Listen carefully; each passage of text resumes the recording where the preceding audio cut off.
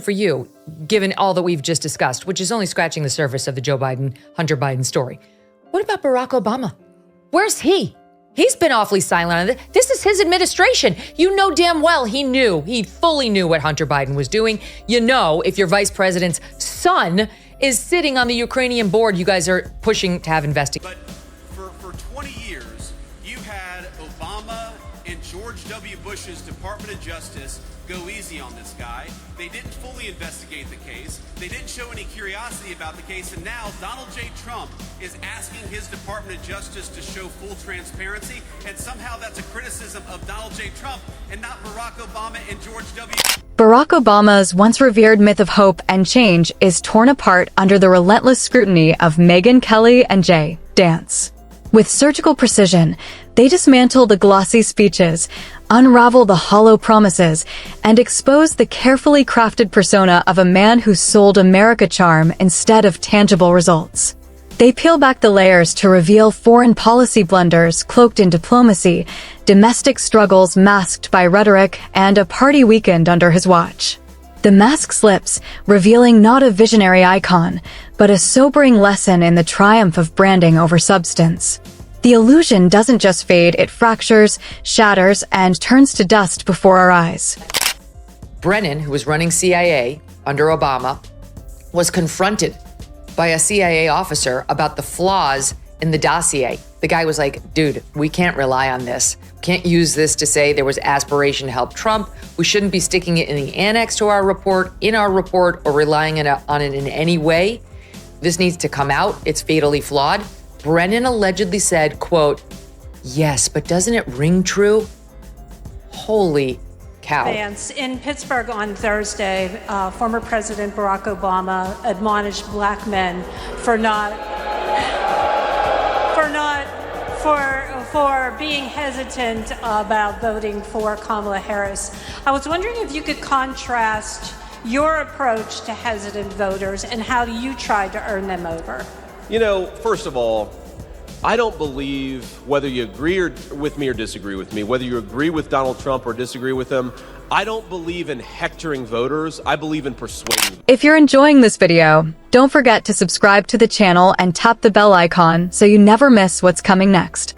For years, Barack Obama has been hailed as everything from a political genius to a modern-day messiah, the shining face of hope and progress. His polished charisma, soaring speeches, and carefully crafted image turned him into the golden boy of American politics. But when Megyn Kelly and J.D. Vance begin to peel back that image, the cracks widen quickly. Their takedown slices through the glamour, exposing a figure less like a visionary leader and more like a master performer, someone who turned personal branding into high art. Behind the applause lines and photo ops lies a legacy heavy on theater, but thin on substance. What once appeared untouchable begins to look fragile, a myth collapsing into little more than hype and hollow promises. Or fuel on the fire that there's a potential, maybe a divorce or some sort of rockiness going on in the Obamas' relationship.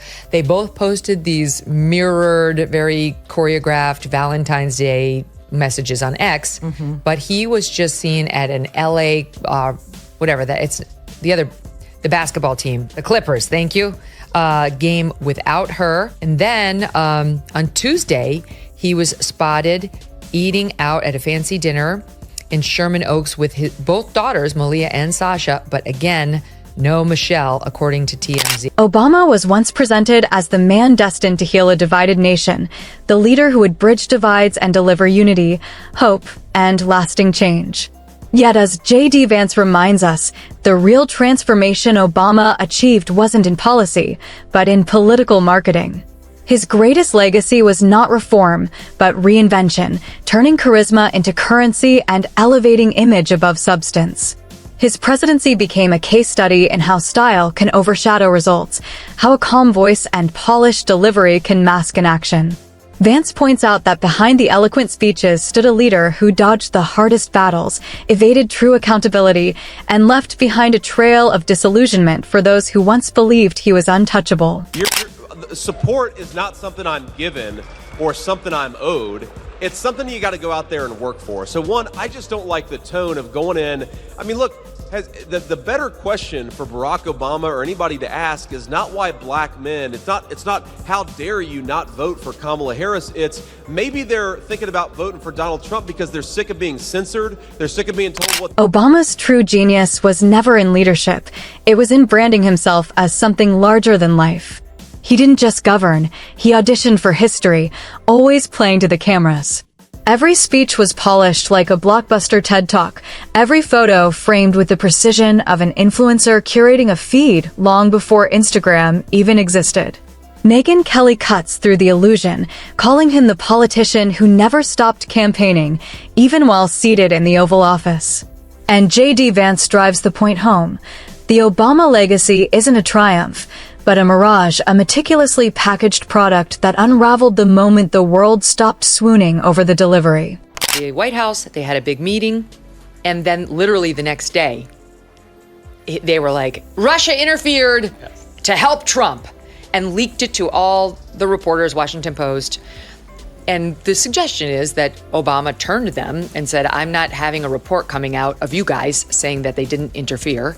Our whole narrative is that Hillary would have won had it not been for the Russians. Now give me a report that says that. That's the implication. And that then the intel community did. Look closely at the record. Obama's much-celebrated healthcare law was marketed as a historic breakthrough, a promise to transform the system and ease the burden on everyday Americans. The sales pitch was simple. You could keep your doctor, keep your plan, and even see premiums go down. But for millions, the reality was the exact opposite: lost coverage, skyrocketing costs, and shattered trust. Megyn Kelly rips into the arrogance of selling a nation on a dream that collapsed under its own contradictions. J.D. Vance takes it further, pointing out that Obama's obsession with protecting his so-called signature achievement blinded him to the wreckage it left behind. Rather than repairing a broken system, he buried it under layers of red tape, higher costs, and mounting chaos, all while congratulating himself on his brilliance. Lees and the Brennans of the world, of course, you got to follow the law. You can only prosecute people when they actually broke the law, but we know that a lot of people broke the law in the last administration, and they've got to face real justice, not just words, not just getting hauled before a committee in Capitol Hill. If people broke the law, they have to actually be prosecuted for it. Because I think that if they do that, if they know that the consequence for breaking the law is go to jail, then the next generation of Democrats, they're not going to try that. And that's only the domestic front.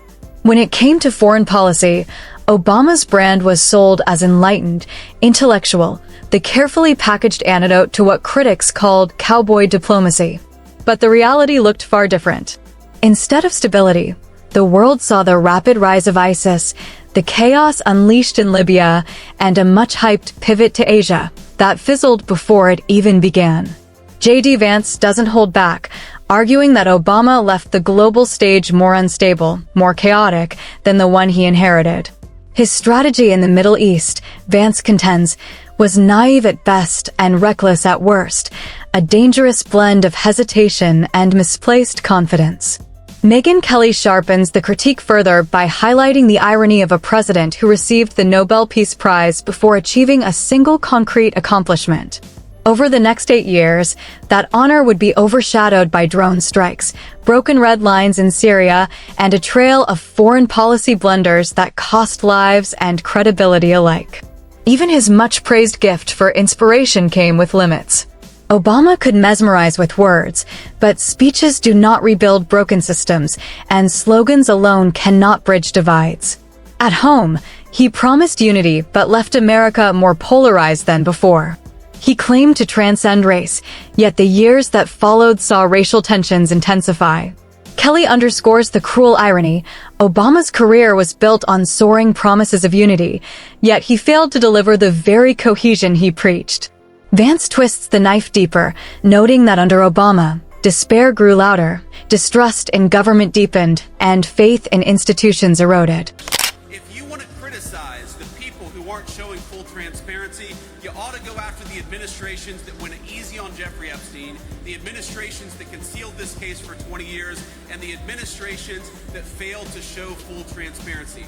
Donald J. Trump, I'm telling you, he's got nothing to hide. His administration has got nothing to hide, and that's why he's been an advocate for full transparency in this case. He's going to keep on being an advocate for full transparency, but while we're focused on that case, Donald J. Trump is also worried about making sure these great workers get more take-home pay and better jobs. And then, of course, comes the arrogance, the smugness, the endless lectures. Obama perfected the art of talking down to the American people while carefully disguising it as inspiration. He relished being the smartest man in the room, the self-styled professor-in-chief who always had the last word. To his admirers, it looked like wisdom. But as Megyn Kelly cuts through, it was often condescension dressed up as intellect. J.D. Vance echoes the point, noting that Obama never saw himself as a servant of the people, but as their enlightened guide, someone chosen not to govern, but to scold, correct, and lecture. And the hypocrisy didn't end with the speeches. He campaigned as the humble son of hope, the voice of the common man, the outsider who would speak truth to power. Yet fast forward, and the picture looks different. Multi-million-dollar Netflix deals, sprawling Martha's Vineyard estates, and star-studded parties with the very elites he once claimed to challenge. Vance doesn't mince words. Obama treated his presidency like a personal brand, cashing in the moment the cameras stopped rolling. Kelly drives the dagger deeper, pointing out the double standard. Here was the man who told working Americans to tighten their belts, all while living like royalty.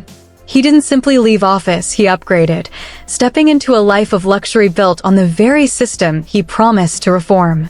On Friday night, Tulsi Gabbard went on Fox News and said that she'd found documents that she was releasing that show, in sum and substance, that one day the intelligence community under Barack Obama was ready to come out and say that the Russians did not interfere in the 2016 election and really had no part in it, and that whole thing was kind of bullshit. Even Obama's political influence today exists more as a shadow than a force. Within the Democratic Party, he's still treated like a sacred relic, a figure they cling to as if his presence alone could restore their strength. But as Megyn Kelly points out, the irony is glaring. Despite his endless speeches, endorsements, and carefully timed appearances, the party he left behind is weaker, more fractured, and less inspiring than ever. J.D. Vance takes the critique further, almost laughing at the contradiction. Obama, the man who campaigned as the great unifier, presided over a Democratic Party that devolved into infighting, obsession with identity politics, and a widening disconnect from the working class. The myth of Obama as the party's savior, Vance argues, is long gone. What remains is the image of a man who mastered the art of selling himself, but never proved he could lead. Kelly digs deeper into what fueled the illusion in the first place, the cult of personality. Obama was never treated like a conventional politician. He was elevated to the status of a celebrity, a cultural phenomenon, almost a brand unto himself. People didn't just vote for him. They idolized him, treated him as untouchable. But then comes the inevitable question. What happens when the spotlight dims, when the speeches fade, and the promises collide with reality? Vance delivers the answer. You're left with a legacy built on sand, a politician adored for his image, but exposed for his ineffectiveness. I'm going to tee it up with this soundbite from the vice president who gave an interview to the Gateway pundit and said as follows. Only thing the far left really responds to is power. The thing that they're actually going to be responsive to is the recognition that there are consequences on the other. Scot-free. If they're never investigated, if they're never prosecuted when they violated the law, then they're just going to come back and do the exact same thing again. And there are a few different ways, of course. So it's the big tech companies that were censoring conservatives. They've got to know that's not going to be allowed. The harsh truth Megyn Kelly lays bare is that Obama's presidency was never a triumph of progress. It was a masterclass in how easily a nation can be seduced by charisma.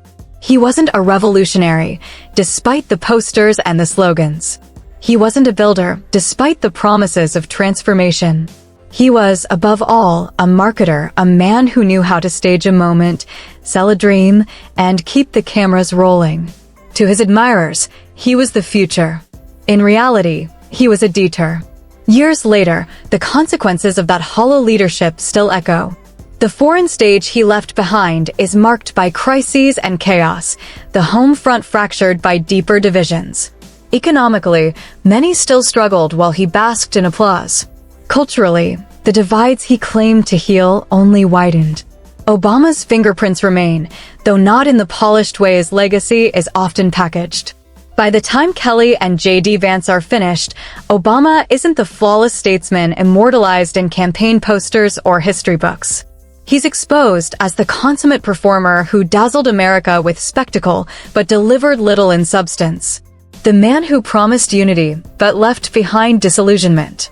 Who preached hope but deepened mistrust. Together, Kelly and Vance strip away the final layers of myth, leaving a portrait that is brutally honest and painfully clear.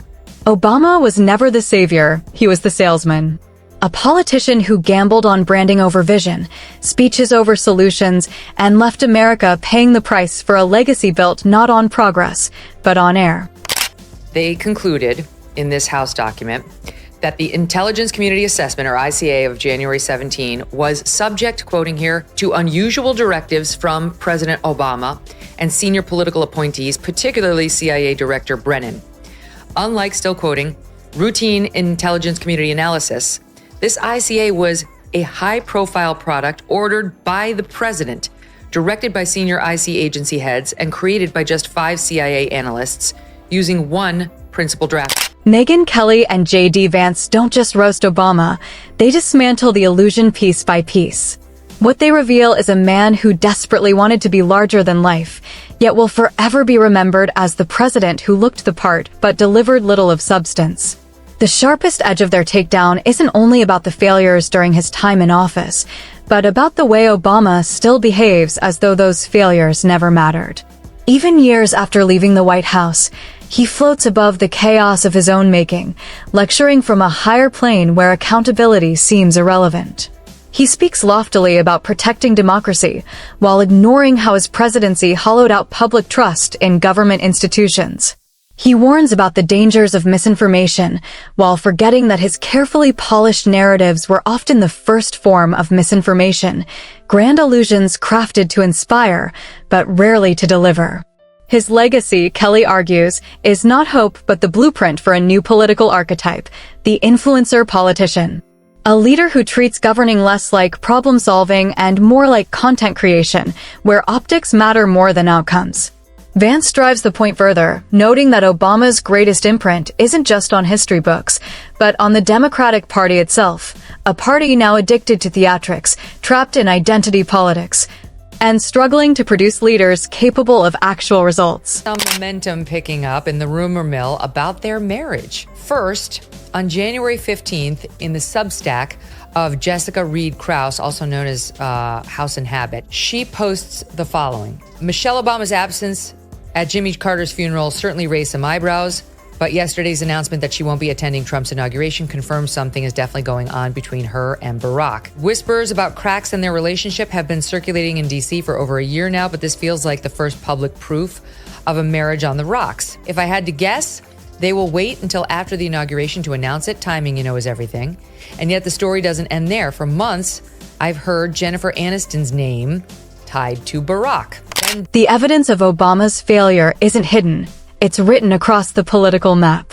He was supposed to usher in a new era of Democratic dominance, a lasting majority built on hope, unity, and progress. Instead, under his watch, the party hemorrhaged seats at every level of government. State houses flipped red. Local legislatures collapsed. By the time he walked out of the White House, Republicans controlled more governorships, more congressional seats, and more state legislatures than they had in decades. That's not a legacy of progress. That's political collapse. Megyn Kelly highlights the irony with a sharp laugh. The man once celebrated as a political genius presided over the slow implosion of his own party. J.D. Vance hammers the point further. Obama left Democrats weaker than he found them, stripped of the working-class backbone that once fueled their victories, and increasingly dependent on cultural elites who couldn't win swing states, let alone carry the country. And yet, despite this record, Obama continues to strut across the stage as if history is firmly on his side. He pens memoirs longer than the Bible, delivers smug interviews explaining how only he truly understands the world, and hosts lavish Martha's Vineyard soirees that make Versailles look modest by comparison. That intelligence community assessment of January 17 was set to downplay Russian interference in the 16 election. And then after a meeting with Obama and the top intelligence community officials, or at Obama's direction at least, the intelligence community did a complete 180 and played up Russian interference instead of playing it down. And we learned he longs to be remembered as a statesman, a thinker, a figure standing above the petty squabbles of politics. But Megyn Kelly slices through the illusion. Obama isn't above the fray. He is responsible for much of it. The divisions he now claims to lament were sharpened on his watch. The culture of arrogance and condescension he criticizes today is the very culture he helped create. The real brutality of Kelly and J.D. Vance's dismantling lies in this. Obama's story isn't one of inspiration, but of warning. He stands as living proof that charisma without substance is dangerous, that speeches without solutions corrode public trust, that style without results isn't harmless, it's betrayal. He didn't fail because the opportunities weren't there. He failed because he believed his own myth. Obama thought history would bend to his words. That applause was the same as progress. That branding could replace vision. By the time the curtain closed, the myth of Barack Obama lay in ruins. Kelly and Vance don't leave fragments for historians to polish. They leave rubble. Gone is the untouchable icon of hope, the polished figurehead who seemed larger than life. What remains is the stark image of a politician who promised transformation but delivered disillusionment. A man who chased history with grand ambition, but stumbled into mediocrity. He wanted to be remembered as a giant of his era. Instead, as Kelly and Vance expose, he endures as a cautionary tale, a leader whose legacy serves not as a blueprint for greatness, but as a warning of how image can eclipse truth.